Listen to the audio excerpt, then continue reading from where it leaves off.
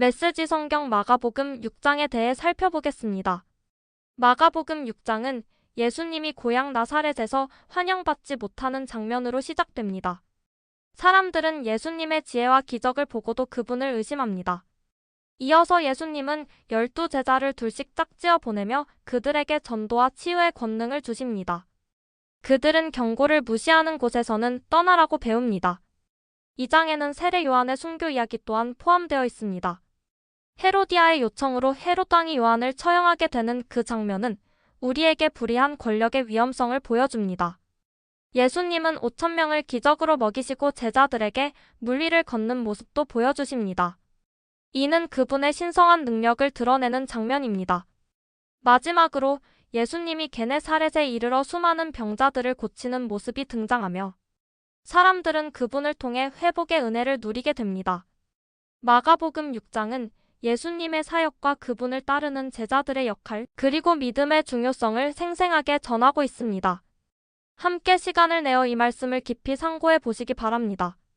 지금까지 메시지 성경 마가복음 6장에 대한 요약이었습니다. 메시지 성경 마가복음 6장 말씀으로 들어갑니다. 고향에서 배척받으시다. 예수께서 그곳을 떠나 자기 고향으로 돌아가셨다. 제자들도 함께 갔다. 안식일에 예수께서 회당에서 설교하셨다. 예수께서는 모든 사람의 감탄을 자아낼 정도로 대단하셨다. 사람들이 말했다. 이 사람이 이렇게 훌륭한 사람인지 미처 몰랐다. 어떻게 이렇게 갑자기 지혜로워지고 이런 능력을 갖게 되었을까?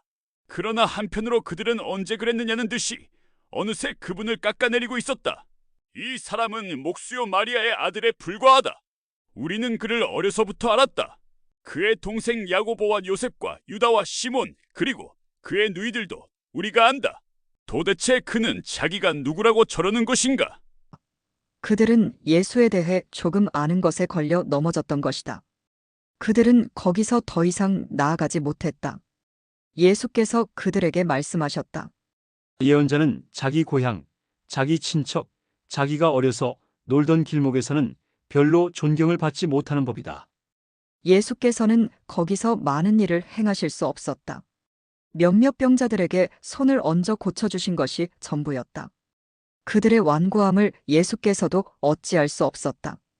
그래서 예수께서는 그곳을 떠나 다른 마을을 다니시며 가르치셨다. 12제자를 파송하시다. 예수께서 12제자를 부르셔서 둘씩 짝을 지어 내보내시며 그들에게 악한 세력을 물리치는 권세와 능력을 주셨다. 예수께서는 그들을 보내시며 이런 지침을 주셨다. 이 일에 별도의 준비가 필요하다고 생각하지 마라.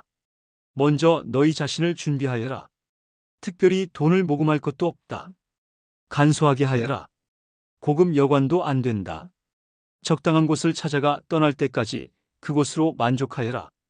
사람들이 너희를 맞아들이지 않고 너희 말을 듣지 않거든 조용히 나오너라. 소란 피울 것 없다.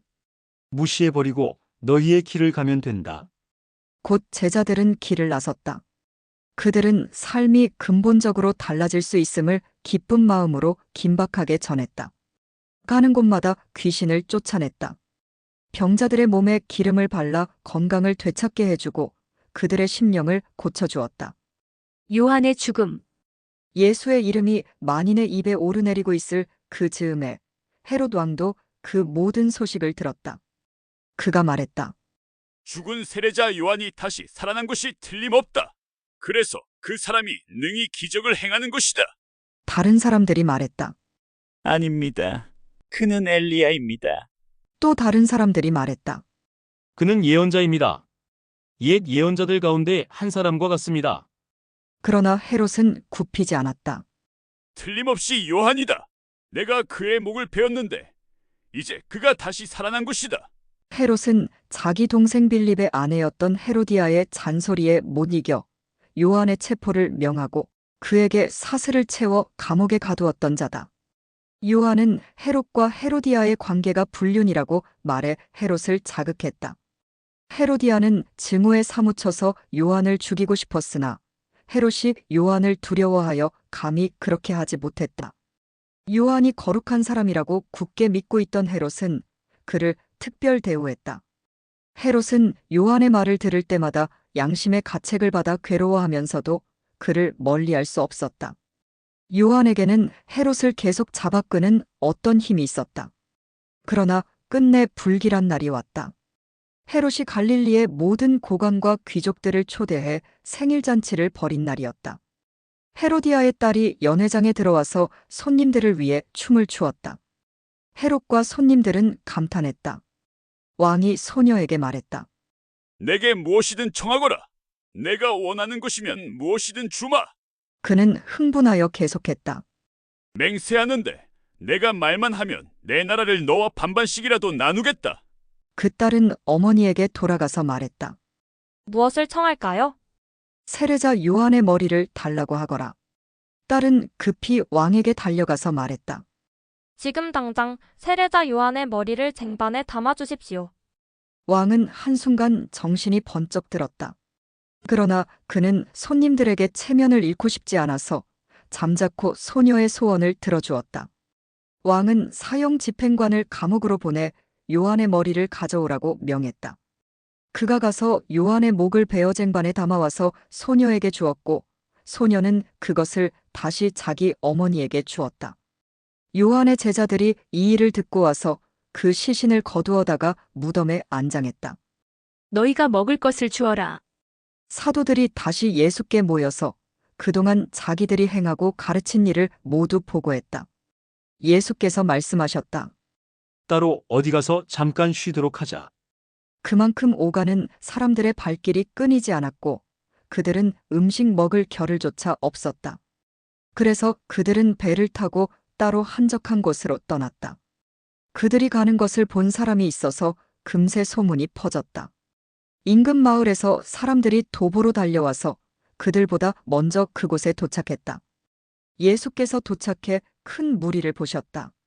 목자 없는 양 같은 그들을 보시니 그분 마음이 찢어지는 것 같았다. 예수께서는 곧바로 그들을 가르치기 시작하셨다. 어느새 저녁이 되었다. 시간이 많이 흘렀다고 생각한 제자들이 말씀 사이에 끼어들었다. 여기는 허허벌판이고 시간도 많이 늦었습니다. 이제 기도하시고 사람들을 보내어 저녁이라도 먹게 해야겠습니다.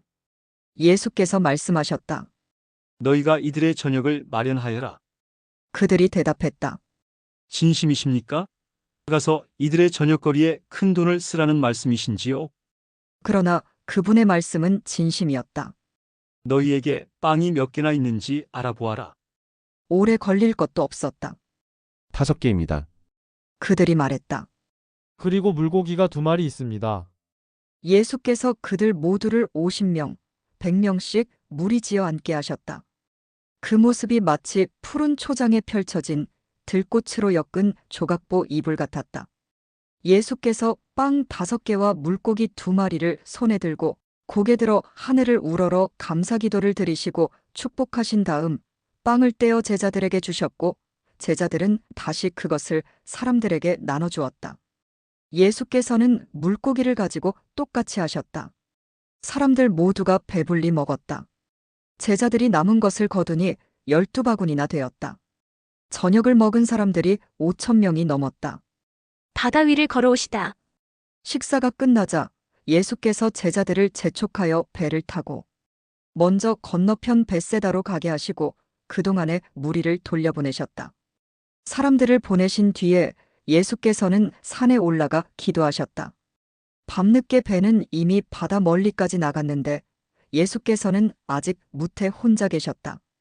맞바람을 맞아 노를 젓느라 고생하는 제자들의 모습이 보였다. 새벽 4시쯤에 예수께서 바다 위를 걸어 그들 쪽으로 가셨다. 예수께서 바로 그들 옆을 지나려고 하셨다. 그러나 제자들은 바다 위를 걸어오시는 예수를 보고서 유령인 줄 알고 무서워 꼼짝도 못한 채 비명을 질렀다. 예수께서 얼른 그들을 안심시켰다. 안심하여라. 나다. 두려워 마라. 예수께서 배에 오르자마자 바람이 가라앉았다. 제자들은 너무 놀라서 이게 무슨 일인가 싶어 고개를 저었다. 그들은 예수께서 저녁 식사 때 하신 일을 미처 깨닫지 못하고 있었다. 그 무엇도 아직 그들의 마음속까지 파고들지 못했던 것이다. 그들은 게네사렛에 배를 댔다. 그들이 배에서 내리자 순식간에 소문이 퍼졌다. 사람들이 이리저리 내달리며 들것에 병자들을 메고 예수가 계시는 곳으로 데려왔다.